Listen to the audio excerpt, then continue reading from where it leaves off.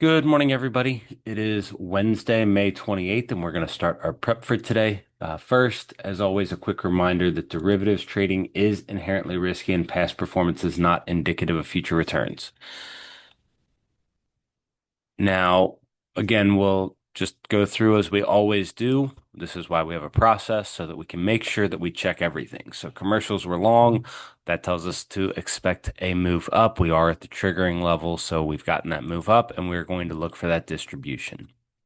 On to high yield. The OAS ticked up yesterday to 3.4, but still below our 3.5 threshold. So still on watch. But right now, high yield is not signaling anything, and neither is the bond market. For all the narratives out there from the financial media about bond market bedlam and that the bond market is going to have a big sell-off. At least as of now, we're not seeing that on the move index. If that gets over that 110, 111 area, then we can start seeing a bleed through to our equities.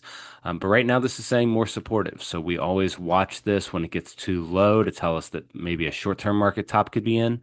But for a bigger down move, we're going to need to see bond vol really starting to tick back up. Onto the VIX. It spiked over 20 to start the day yesterday and then just trended down. Again, we're watching between 18 and 16.7 on the VIX, where vol broke out in February here.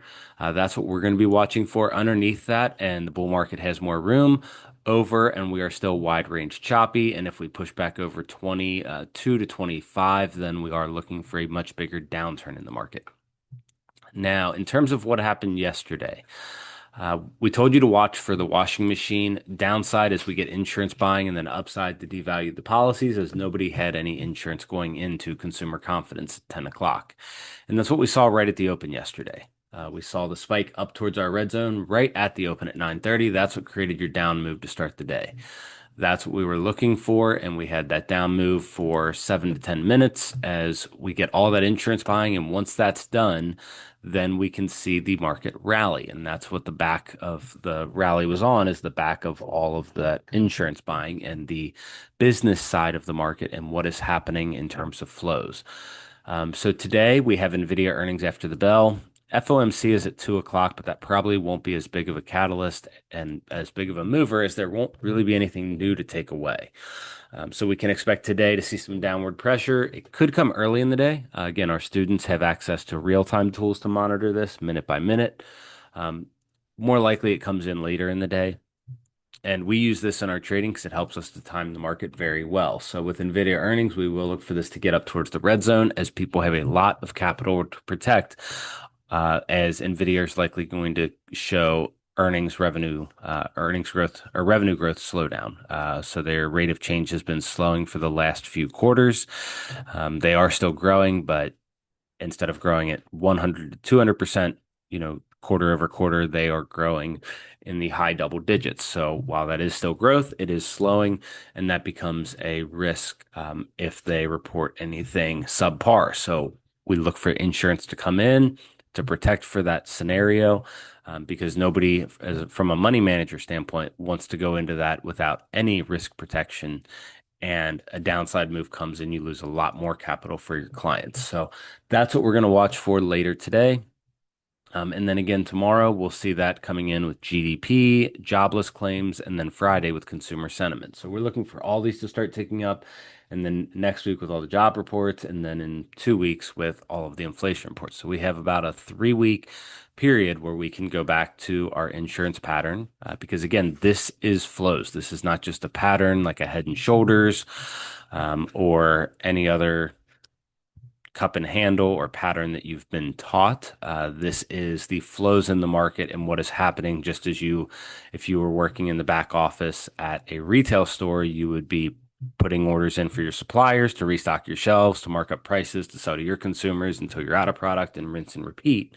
That's what's happening in the market. And so if you learn to view this as a business, you can really understand these turning points. On to systematics. Again, nothing has changed here. So we are still 3 to 5 weeks out from this being any signal. And yesterday, we did also give out a trade during the day, an hour ahead of time. We laid out at 10:30 that over 10 3/4, we can make a push to 32, and we'll pause around 19 half. This is the time that the alert went out. That was going to be your next trade. We got over that 10 3/4, and now you would start buying, and you'd have very small risk, 3 to 4 points for a 20+ point move. So 6 to 7 to 1 risk reward. And if you miss your first entry, you had a chance to get in at this 19. Again, that we laid out the 19 3/4 right in here where we would expect a pause. So clean move up, pause, and then a clean move up, and trying to help all of our subscribers profit when we can lay out the easiest trades that we see. And again, if you are interested in learning how to do this, as well as have proprietary tools to build this on your own and for other instruments, we do have courses starting in a few months. So for today now, on to our levels for you. And this just to show again yesterday, really quickly, we got over our rotational high and made our move up to our upper rotational or upper zone. And that's what we look for once we break out of those. That's what happened yesterday here. So today we are looking for rotational price action 58.60 to 59.44, which right now we are nearing that 59.44 at in the pre-market before 8:30 here. So we will be watching that because over that we can look for more of a trend and look for our upper targets of 59.83 to 6,008. Our major pivot is at 59.06. And then our lower levels, if NVIDIA earnings happen to really disappoint and we break our rotational low at 58.60, then we're looking for 58.20 and 58.02. Now, going into the event, not as likely that is going to happen. The reason for that is we are over both of our lines in the sand, which the business model dictates will be more supportive and more volatility dampening. So we don't expect a huge move on NVIDIA earnings right away. And then our minor line in the sand is at 59.29. We need to watch that. But again, we're over all of our lines in the sand, so that turns into a more supportive environment in terms of our flows. Now, our other key levels today, 59.19, 59.46, 6,003, and 6,014 half. Those are all the levels that we're going to be paying attention to. And then on to the NASDAQ here.